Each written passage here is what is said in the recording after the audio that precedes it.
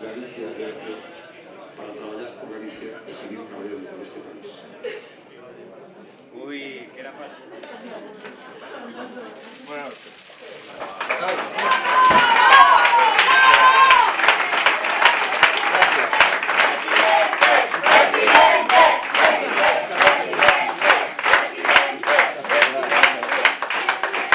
Muchas gracias.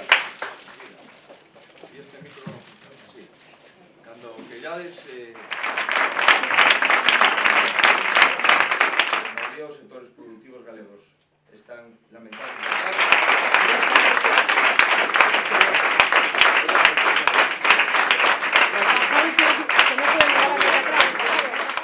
Muchas gracias. Oiga, muchísimas gracias. Gracias. Rafa.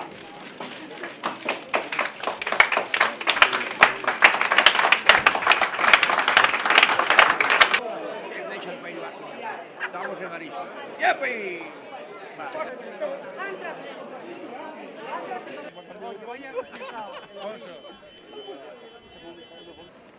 Muy buenas. ¡Presidente! ¡Presidente! ¡Presidente! ¡Presidente!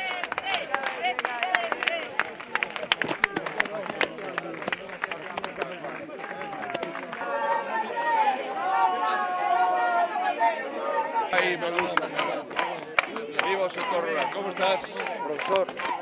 Bueno, muchas gracias. ¡Hombre! ¿Qué pasó?